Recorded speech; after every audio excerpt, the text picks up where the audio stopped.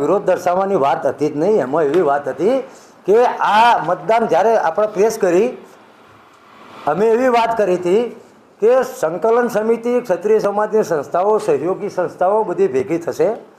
કારણ કે જો કોઈ પણ રાજકીય પક્ષ હોય, એ ભાજપ હોય કે કોંગ્રેસ, એ આખા સમાજને કાયમ માટે નારાજ રાખી શકે નહીં. એટલે એ લોકો પણ પહેલ કરવાના છે. એટલે અમે અત્યારથી તમને એવું નથી કહેતા કે અમે તાલુકામાં અને જિલ્લામાં અમે કોઈ પક્ષ બનાવી દઈશું, એવી વાત અમે ક્યારેય નથી કરી. અમે એવું કીધું હતું કે અમે એક બૃહદ સમિતિ બનાવીશું. અમારી સંકલન સમિતિમાં અન્ય સંસ્થાઓને પણ જોડીશું, સભ્યોને પણ જોડીશું, આનું વિસ્તૃતીકરણ કરીશું અને અમે રચનાત્મક કાર્યો કરીશું. તો હવે રાજકીય પક્ષોને નક્કી કરવાનું કે આ ક્ષત્રિય સમાજ જે મુદ્દા લઈને નીકળ્યો હતો, હવે જે એની નારાજગી છે આજે પણ અકબંધ છે. તો રાજકીય પક્ષે તો રાજકીય રીતે વિચારવાનું હોય, અને કોઈ પણ રાજકીય પક્ષ કઈ રીતે વિચારે? મતની રાજનીતિથી. અમે કોઈ મતની રાજનીતિથી નહોતું વિચાર્યું. અમારા માટે વિજય પરાજય કોઈ મહત્વની વસ્તુ હતી જ નહીં. અમે આંકડામાં પડવા માગતા જ નથી. અમારો તો ઉદ્દેશ હતો કે ભાઈ અમારી વાત નથી રાખી તો અમે પણ અસ્મિતાની લડાઈમાં પીછેહટ નહીં કરીએ, આટલી જ વાત હતી. જે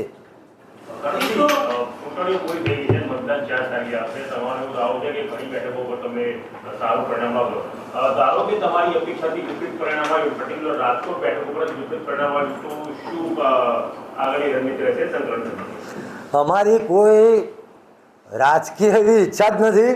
અમારી લડાઈ કોઈ જય પરાજય કે ચૂંટણીનું પરિણામ આ આવે કે પરિણામ આ આવે એના માટેની હતી જ નહીં, છે જ નહીં.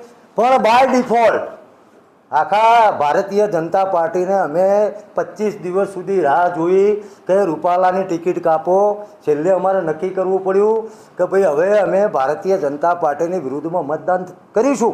તો એ મતદાન અમે કર્યું છે, ડંકાની ચોટ ઉપર કર્યું છે. અને અમારી સાથે અન્ય સમાજો પણ જોડાયેલા છે. એટલે 4 તારીખે કેટલી બેઠકો આવશે, શું બેઠકો આવશે, એમાં એ અમારો વિષય જ નથી. એ તો તમામ પત્રકાર મિત્રોને પૂછું છું કેટલી બેઠક આવશે, કારણ કે તમે તો ફિલ્ડમાં છો. એટલે અમારી કોઈ જય પરાજય કે બેઠવાની કોઈની વાત જ નથી. જે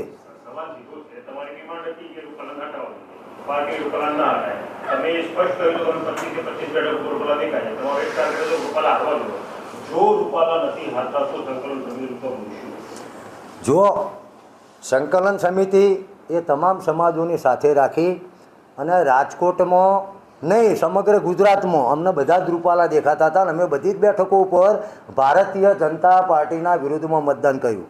વાત રહી રાજકોટની, તો અમે કહીએ છીએ કે અમારું જે માઇક્રો મેનેજમેન્ટ હતું એના કારણે પુરુષોત્તમ રૂપાલા હારવાના જ છે. પણ ના હાર્યા તો અમે તમને પહેલાં જ કીધું કે અમે કોઈ પરિણામની ચિંતા કર્યા વગર અમારી અસ્મિતાની લડાઈ લડવા માટે નીકળેલા છીએ. આમાં જય પરાજય, અમે તો વિજયમાં પણ સંયમ રાખવાવાળા છીએ અને પરાજયમાં પણ અમારો જે સંયમ હોય, અસ્મિતા હોય, અમે તો 0 લેવલે કામ કરવા, અમે ક્ષત્રિયો છીએ. એટલે અમે જય પરાજયની ચિંતા કરતા નથી. એ તો બાય ડિફોલ્ટ છે. અમારા વિરોધના કારણે કોણ જીત્યું કોણ હાર્યું, અમને તો કોઈના પર અમારા કોઈના પર દુશ્મની પણ નથી, કોઈની સાથે પ્રેમ પણ નથી. એટલે અમે તો રૂપાલાજી નહીં, અમે તો તમામ બેઠક ઉપર ભાજપને ડેમેજ કરવા માટે સંગઠિત થઈ અને મજબૂત શક્તિથી ક્ષત્રિય સમાજે 45 ડિગ્રીમાં સહયોગી સમાજો સાથે 80% મતદાન કર્યું છે. એટલે રિઝલ્ટ જે પણ આવે, અમે નથી કહેતા શું રિઝલ્ટ આવશે. રૂપાલા હારે, રૂપાલા જીતે, એ 2 નંબરની વસ્તુ છે. હા, અમે રૂપાલા હારે એના માટેના તમામ પ્રયત્નો કરેલા છે અને પરિણામથી અમારી જે અસ્મિતાની વાત છે એને કોઈ આંચ આવવાની નથી. અમે આ આંદોલન છે એને વિરામ આપીએ છીએ. અત્યારે મને ઘણા બધા મિત્રોએ પૂછ્યું કે આંદોલન પૂરું થઈ ગયું? ના, જેમ કોઈ કથા હોય, ભાગવત કથા હોય અને પછી કથાકાર એમ કે 7 દિવસ પછી કે આજે કથાને વિરામ આપીએ છીએ, એમ આ આંદોલનને અમે અત્યારે વિરામ આપીએ છીએ. કોઈ સમાજ એવું ના કહી શકે કે એના બધા પ્રશ્નો પતી ગયા. કાલે પ્રશ્નો નવા ઊભા થશે સમયની સાથે. અને હા, તમારા માધ્યમથી એ પણ કહેવા માગું છું કે આ આંદોલન એ કોઈ વ્યક્તિઓ સામેનું હતું જ નહીં, કોઈ સરકાર સામેનું પણ નહોતું. અસ્મિતાની લડાઈથી એટલે અમારી સાથે જોડાયેલી તમામ સંસ્થાઓ, તમામ સમાજો, અમારા કોર કમિટીના આગેવાનો, એને કોઈ પણ પ્રકારનો રંજાડવાનો, દબાવવાનો, નુકસાન કરવાનો પર્સનલ ટાર્ગેટ જો કોઈ બનાવશે, પછી એમાં જે બી હોય, સરકાર હોય કે જે હોય, તો ફરીથી આ પાછું આંદોલન જે વિરામ લીધું છે ને એ આંદોલન ડબલ વેગથી અમારે ચલાવવા માટે મજબૂર બનવું પડશે. આ વાત પણ એટલા સંયમ સાથે સરકાર અને જેને પણ લાગતું વર્તું હોય એને હું કહેવા માગું છું, નમ્રતાથી કહેવા માગું છું, વિનમ્રતાથી કહેવા માગું છું.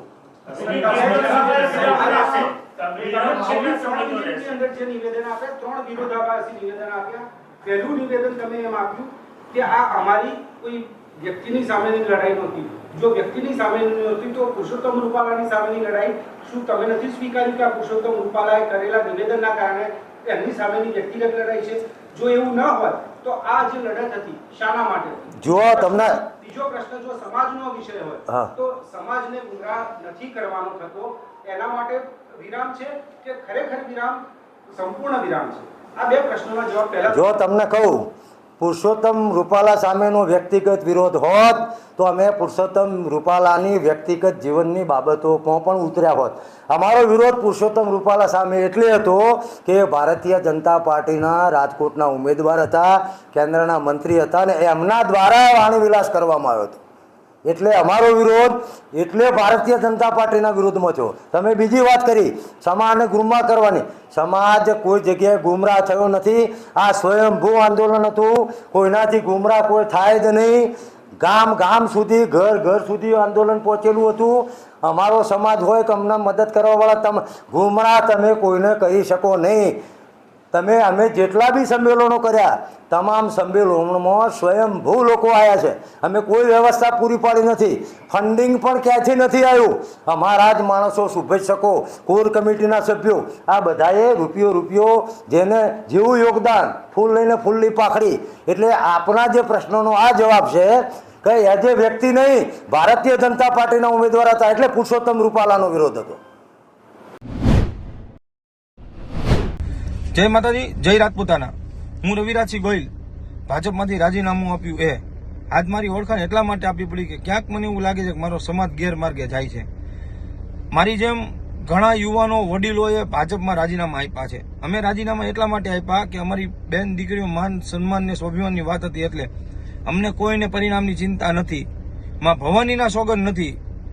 જો પરિણામની ચિંતા હોત તો અમે લોકો જાહેરમાં રાજીનામા જ ન દેત, ભાજપની સામે જ ન પડે. પણ અમને એ વાતનું દુઃખ છે કે ગઈકાલની જે કોન્ફરન્સ થઈ એની અંદર આપણનો જે વિરોધનો મુદ્દો હતો એ ક્યાંય લીધો નહીં. સૌથી પહેલા પ્રથમ મુદ્દો આપણે એ હતો કે આપને વ્યક્તિગત જ પહેલા વિરોધ હતો પરસોત્તમ રૂપાલાનો. ત્યારે આપણે એવું જ કહેતા હતા કે ભાઈ જો પરસોત્તમ રૂપાલાની ટિકિટ રદ થાય તો અમને કોઈ વાંધો નથી. પછી આપણે સમગ્ર ભાજપનો વિરોધ કર્યો.